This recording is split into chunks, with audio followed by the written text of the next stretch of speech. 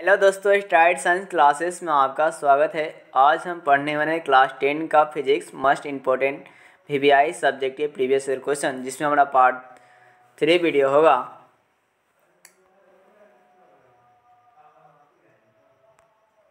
इसमें हमारा पहला क्वेश्चन है क्या, दृष्टि दोष।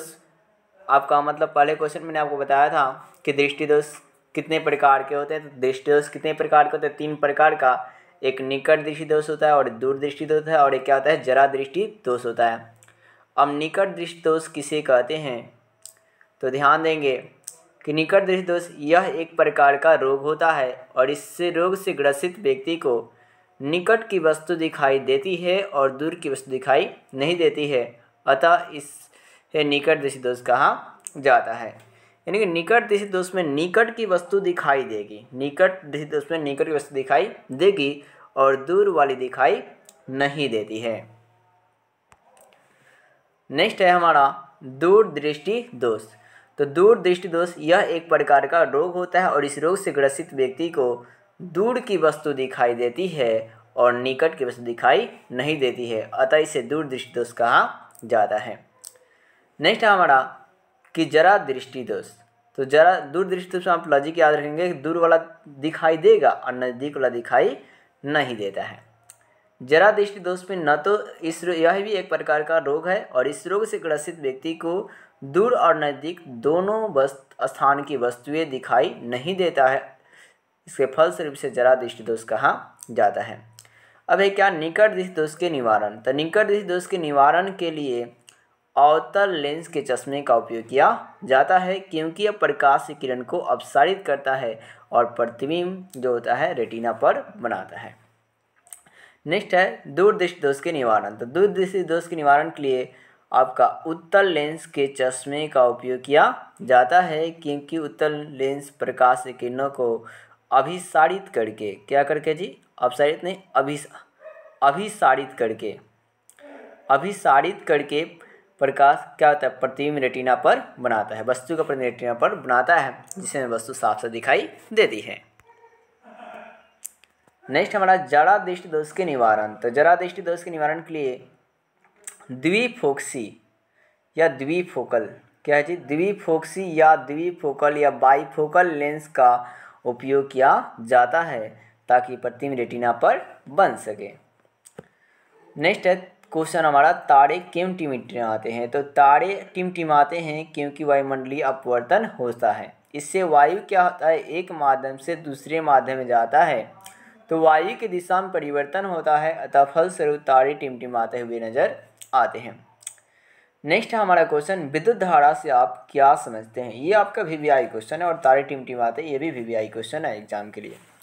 तो है कि आवेशों की प्रवाह के दर को विद्युत धारा कहा जाता है और इसे आई से सूचित किया जाता है और आई बराबर फॉर्मूला होता है Q/T और इसका SI मात्रक क्या होता है, तो एम्पियर होता है और एम्पियर का सिंबल क्या होता है, तो A होता है और यहाँ Q का मतलब होता है आवेश और T का मतलब होता है समय। नेक्स्ट क्वेश्चन हमारा, ओम का नियम क्या है? यह भी आपका बहुत ज़्यादा वीवीआई क्वेश्चन है, ये बहुत बार एग्जाम में पूछा हुआ है। तो नेक्स्ट है, ओम के जो भी नियम होगा उस नियम के मुताबिक हम लोग लिखेंगे। तो है क्या, ओम के नियम के अनुसार यदि किसी चालक का ताप नियत हो तो विभवांतर धारा के समानुपाती होता है, अर्थात V समानुपाती I। क्या हो जाएगा जी, V समानुपाती I होता है, V समानुपाती I। अब ये जब समानुपाती चिन्ह हटाते हैं तो बराबर का चिन्ह लिखते हैं, तो V बराबर, यहाँ पे कांस्टेंट राशि आपका R आता है, तो यहाँ से R बराबर फॉर्मूला निकालेंगे तो V/R या I बराबर क्या होगा, V/R। V आपका I यहाँ पर हो जाएगा। यहाँ से देखिए V समानुपाती चिन्ह हटाएंगे तो बराबर का चिन्ह, आप फार्मूला क्या होगा, I इंटू का हो गया R। यहाँ से I को निकालेंगे तो फार्मूला क्या बनेगा, V/R और ये अगर R को निकालेंगे तो क्या होगा, V/I। नेक्स्ट क्वेश्चन है, प्रतिरोध क्या है? तो प्रतिरोध चालक का वह गुण है जो प्रवाहित धारा का विरोध करता है, तो उसे प्रतिरोध कहते हैं और इसे कैपिटल R से सूचित किया जाता है। कमा इसका SI मात्र क्या होता है, ओम होता है, अर्थात इसका फार्मूला क्या होता है, तो R = V/I। R का मतलब प्रतिरोध होता है जो सर्किट में होगा और भी का मतलब विभवांतर होता है और आई का मतलब धारा होता है। नेक्स्ट क्वेश्चन है, किसी चालक के प्रतिरोध किन बातों पर निर्भर करता है।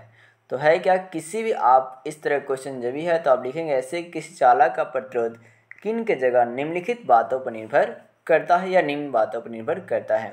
पहले क्या, चालक की लंबाई पर। अगर आप चालक की लंबाई बढ़ाएंगे तो एक थ्योरम होता है R प्रोपोर्शनल L, कहता है कि मतलब अगर आप L को बढ़ाइएगा तो R का मतलब प्रतिरोध भी बढ़ जाएगा, मतलब जितना लंबा तार होगा उसमें प्रतिरोध उतना ही ज़्यादा होंगे।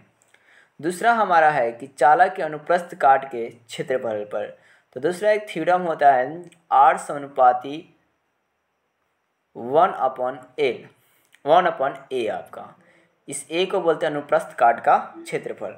अगर जितना एरिया मोटा होगा उतना तार का प्रतिरोध कम होगा। उल्टा का मतलब होता है आपका उल्टा, मतलब इसमें दुश्मनी का रिश्ता होता है। अगर आप अनुप्रस्थ काट के क्षेत्रफल बढ़ाते हैं तो प्रतिरोध क्या हो जाता है, कम हो जाता है, और अनुप्रस्थ काट का क्षेत्रफल घटाते हैं तो प्रतिरोध क्या होता है, बढ़ जाता है। जितना तार पतला होगा उसमें प्रतिरोध ज़्यादा होंगे और जितना तार मोटा होगा उसमें प्रतिरोध कम होंगे। नेक्स्ट हमारा पॉइंट कहता है कि चालक की प्रकृति पर भी ये निर्भर करता है, मतलब चालक की जैसी प्रकृति होगी उतना उसमें आपका प्रतिरोध होता है। जैसे आपका है क्या कि अगर सिल्वर है तो उसमें प्रतिरोध कम उत्पन्न होंगे, तांबा है तो उससे थोड़े ज़्यादा प्रतिरोध में होंगे, जिंक है तो उससे ज़्यादा प्रतिरोध उत्पन्न होंगे, लोहा रहेगा तो उसमें और भी ज़्यादा प्रतिरोध उत्पन्न होंगे, और सबसे कम प्रतिरोध किसमें उत्पन्न होता है, तो सिल्वर में होता है, यानी कि चांदी में होता है। नेक्स्ट है, चालक के ताप पर भी निर्भर करता है। अगर दोस्तों वीडियो अच्छी लगी हो तो वीडियो को लाइक और सब्सक्राइब जरूर करें। तो हम लोग मिलते हैं नेक्स्ट वीडियो के साथ, नेक्स्ट इंपॉर्टेंट क्वेश्चन के साथ।